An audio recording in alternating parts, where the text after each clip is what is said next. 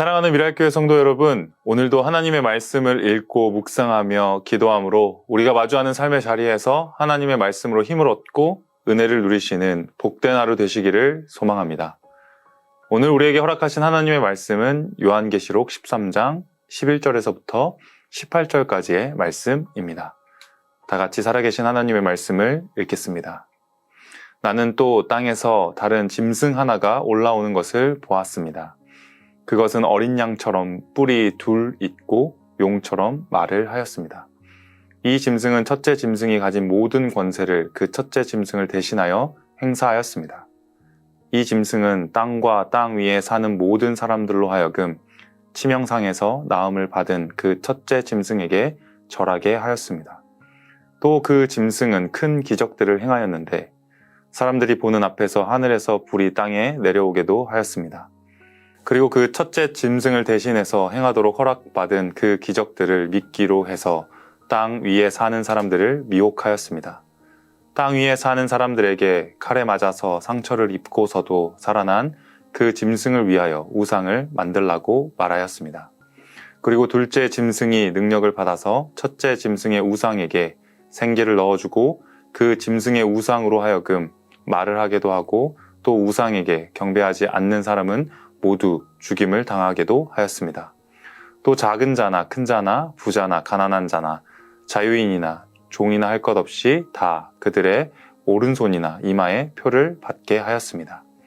누구든지 이 표를 가진 사람 곧 그 짐승의 이름이나 그 이름을 나타내는 숫자로 표가 찍힌 사람이 아니면 아무도 팔거나 사거나 할 수 없게 하였습니다. 여기에 지혜가 필요합니다. 지각이 있는 사람은 그 짐승을 상징하는 숫자를 세어 보십시오. 그 수는 어떤 사람을 가리키는데 그 수는 666입니다. 아멘. 오늘 본문의 말씀은 우리에게 영적으로 거짓을 분별하고 조심해야 하는 것에 대해서 말해주고 있습니다. 거짓이 있다는 말은 진실 또한 있다는 말입니다. 어떤 기준이 되는 무엇인가 있기 때문에 그 기준과 다른 것이 생겨나는 것이죠. 쉽게 얘기하면 수많은 모조품들이 생겨나는 이유는 무엇일까요? 그리고 이러한 모조품들은 무엇을 따라 만들었을까요? 모조품, 가품이 있다는 것은 진품이 있다는 말입니다. 한마디로 진짜가 있기 때문에 이것을 왜곡시키는 거짓과 가짜가 있는 것이죠. 그리고 오늘 본문에서는 진짜를 모방하고 거짓으로 위장하는 세력에 대해서 나와 있습니다. 요한계시록 13장에서는 사탄이 부리는 두 짐승이 나옵니다. 어제 본문에서는 바다에서 나온 한 짐승에 대해서 말씀하고 있고 오늘 본문에서는 땅에서 올라온 두 번째 짐승이 어떻게 생겼는지 그리고 무엇을 하는지 말해주고 있습니다. 이 두 번째 짐승의 생김새는 11절에 나와 있는 것처럼 어린 양같이 뿔이 있고 용처럼 말을 했다고 합니다. 이 두 번째 짐승이 뿔을 가진 것은 같은 본문인 계시록 5장 6절에서 어린 양이 7뿔을 가진 것을 모방하고 있는데 이는 단지 어린 양의 생김새만 따라하고 있는 것이 아니라 어린 양이 하신 사역을 비슷하게 모방하여 행세하는 모습까지 보입니다. 어떤 면에서 그럴까요? 본문을 천천히 읽어보면 첫 번째 짐승은 죽었다가 부활했다는 점에서 어린 양이신 예수 그리스도의 죽으심과 부활을 모방하고 있음을 알 수 있습니다. 또한 두 번째 짐승은 말을 하는 것을 통해 그가 하는 주된 역할은 진실과 비슷한 거짓을 말함으로써 사람들로 하여금 진짜를 따르게 만드는 것이 아니라 거짓을 마치 진짜같이 믿게 하여 혼란을 일으키는 현혹하는 일을 하고 있다고 말하고 있습니다. 이 짐승이 일으킨 큰 기적들이 있는데 그 대표적인 것이 13절에서 사람들이 보는 앞에서 하늘에서 불이 땅에 내려오게 하는 것이었습니다. 사랑하는 성도 여러분, 많은 사람들이 보는 앞에서 하늘에서 불이 땅에 내려왔다는 기적. 구약에서 한 장면이 떠오르지 않으신가요? 맞습니다. 아합 왕 시대의 엘리야를 통해 일하셨던 하나님의 기적이 떠오르게 됩니다. 이 기적은 당시 바알과 아세라를 섬겼던 이스라엘 백성으로 하여금 여호와 하나님만이 살아계신 참 신이시며 유일하신 하나님이시라는 사실을 보여준 사건이었습니다. 그런데 오늘 본문에서는 어린 양이 아닌 이를 따라하는 모조품인 짐승이 하나님께서 자신의 하나님됨을 나타내었던 기적을 따라 함으로써, 모방함으로써 사람들로 하여금 거짓을 따르도록 만들었다는 것입니다. 이것뿐일까요? 계속해서 말씀을 읽어 나가보면 더 많은 것들을 통해 사람들을 미혹하고 있다는 사실을 발견하게 됩니다. 칼에 맞아서 상처를 입고서도 살아난 그 짐승의 모습은 마치 예수 그리스도께서 십자가에 죽임을 당하시고 부활하신 것을 모방한 것 같아 보입니다. 또한 우상에게 생기를 넣어주고 그 짐승의 우상이 말을 하게 한다는 사실은 마치 성령 하나님께서 태초에 수면 위를 운행하시며 삼위일체 하나님이 인간에게 생기를 불어 넣는 것과 마찬가지인 부활하신 주님께서 새 생명을 주시는 것과 같은 착각을 일으키게 합니다. 아마 이와 같은 뜻을 오늘날의 관점에서 현대적 의미로 해석하기에 앞서 사도 요한 당시 1세기 통일 로마 제국의 상황 속에서 살아가는 그리스도인들의 입장에서 먼저 생각해 보기를 원하는데요. 당시의 사람들은 오늘 보이는 이 이해할 수 없는 표현들을 단번에 이해할 수 있었을 것입니다. 당시 로마 제국 아래에 살아가던 사람들은 황제를 우상화하여 신처럼 경배하게 했던 로마 제국의 현실을 떠올렸을 것입니다. 당시 그리스도인들은 로마 황제의 우상이 도시에 서 있는 것을 보았습니다. 그리고 거기에 하나님을 섬기는 것과 동일한 경배와 예배를 드리지 않으면 황제의 우상에 경배하기를 거부했다는 죄목을 가지고 죽임을 당해야 했었습니다. 이것은 단순히 종교적인 의미가 아니었습니다. 황제를 섬기는 것은 로마 제국 아래에 먹고 사는 문제까지도 포함되어 있는 행위였습니다. 로마 황제의 우상을 섬기는 것은 곧 로마의 통치를 따르는 것이었고 이것은 로마 제국 아래에서 살아갈 수 있는 경제적 위치를 차지하는 것과 같았습니다. 따라서 형식적으로라도 로마 황제를 숭배하는 것에 타협해야만 로마의 제국 아래에서 경제적 활동을 하며 생계를 유지할 수 있었던 것이죠. 그렇다면 이와 같이 거짓된 우상에 경배를 드리지만 않으면 어떻게 되는 것이었을까요? 죽임을 당해야 했습니다. 핍박을 많이 받았습니다. 경제 활동을 할 수 있는 그런 연합에서 쫓겨나야 했습니다.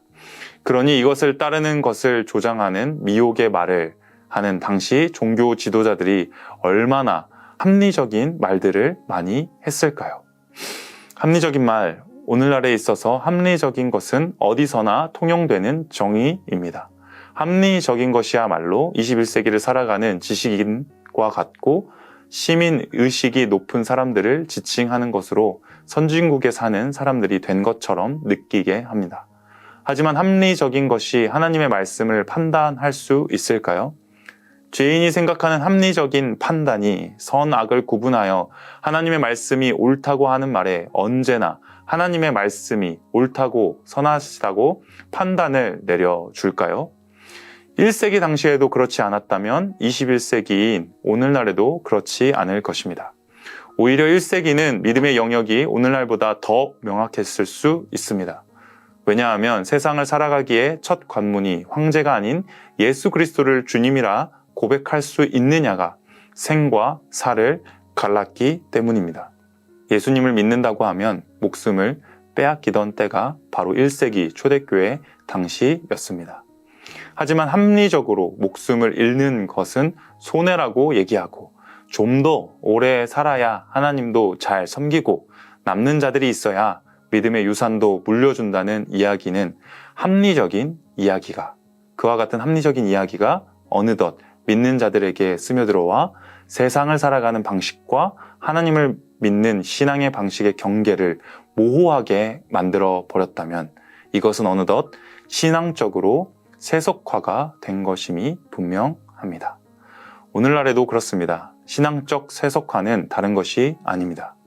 하나님의 말씀의 기준보다 인간의 합리적 기준이 앞서는 것, 그것을 마치 똑똑하다고 이야기하고 경제적이라 이야기하며 실용적이라고 말하면서 교회를 잘 이끌어간다고 이야기하면 교회의 본질은 예수 그리스도가 머리 되시며 예수 그리스도의 십자가 구원 생명을 얻어 하나님의 말씀으로 움직이는 교회인데 이것을 비슷하고 교묘한 거짓의 말들로 속여 하나님의 말씀의 그 자리에 세상적 합리성을 추구하고 어느덧 괜찮은 누군가의 말을 따르는 것이 하나님의 말씀을 따르는 것보다 앞서게 된다면 우리는 이미 교회된 본분을 잊어버리고 자신의 착각 속에 안위하며 평안하다고 외치는 잘못을 범하고 있는 것은 아닐까요?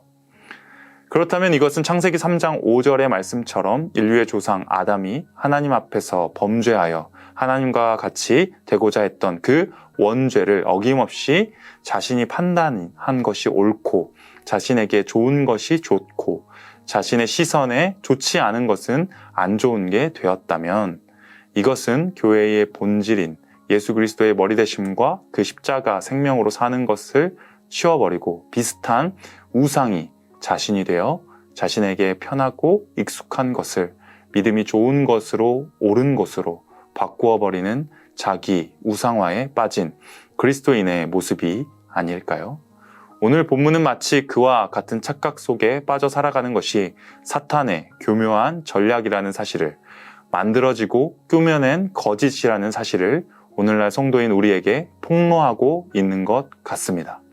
오늘 본문 말씀을 통해 한번 생각해 보시면 좋겠습니다. 내가 예배드리는 가장 첫 번째 되는 목적과 이유가 무엇인가요? 나의 편안함과 만족함을 위한인가요? 아니면 받을 수 없는 은혜가 십자가를 볼 때마다 기억나도 갚을 수 없는 그 은혜에 사로잡혀 늘 내 뜻이 아닌 주님 뜻대로 살고자 하는 마음으로 있는 것일까요? 예배드릴 자격이 없는 자가 일주일 내내 하나님의 말씀이 아닌 세상에 치여 넘어지고 쓰러져서 일어날 힘도 없는데 내가 정말 예배자가 맞나? 이러한 마음으로 주님 앞에 설 면목이 없어 고개를 떨구고 있음에도 여전히 나를 주님께서 예배하는 자리에 하나님께서 불러주셔서 하나님의 살아계심을 경험하라고 누리라고 말씀하시는 그 하나님의 한없는 은혜 덕분에 예배자로 서게 되신 것인가요? 주님의 재림의 때를 기다리며 살아가는 우리는 늘 우리 스스로 일어선즉 넘어질까 조심하며 말씀 앞에 깨어 있어야 합니다. 예배생활과 신앙생활과 나의 일상생활 전반이 하나님의 말씀이 기준이 되는 것에 앞서 자신의 기분에 맞춰지는 것을 원하거나 하나님의 말씀이 먼저 기준이 되기에 앞서 자신의 합리적인 판단이 기준이 된다면 어느새 우리는 하나님이 왕 되시는 자리에 자신이 앉아서 자신이 왕 노릇하지만 하나님을 잘 섬기고 있다는 착각 속에 자신을 우상화하여 살아가고 있는 것일 수도 있습니다. 오늘 본문을 통하여 이와 같은 교묘한 속임소에서 벗어나 우리를 죄에서 구원하신 예수 그리스도 그 어린 양의 보혈을 의지하며 날마다 십자가 앞에 엎드리는 은혜가 있기를 소망합니다. 상황과 환경이 믿음을 지키기 어렵게 만들지라도 낙심하지 않을 이유는 계시록의 모든 말씀을 통해 드러내고 있는 사실이 있기 때문입니다. 바로 예수 그리스도께서 그 모든 싸움에서 승리하셨고 우리는 그 이긴 싸움의 승리자이신 예수 그리스도의 뒤를 따라가는 은혜를 입은 자들이라는 사실입니다. 그렇기에 오늘 하루도 자격이 없는 내 힘이 아니라 주님께서 이기신 십자가의 은혜만 붙들고 나아갑시다. 오늘도 이러한 은혜를 따라 살아가시는 복된 하루 되시기를 축복합니다. 함께 기도하겠습니다. 살아계신 아버지 하나님, 참으로 감사를 드립니다. 오늘 말씀을 통하여서 거짓을 분별하고 내가 기준이 되어 판단하였던 삶의 자리에서 주님이 나의 기준이 되시고 주의 말씀을 따라 사는 것이 가장 복된 삶임을 깨닫게 하여 주심에 감사를 드립니다. 우리는 늘 연약하여 넘어지는 죄인임을 고백합니다.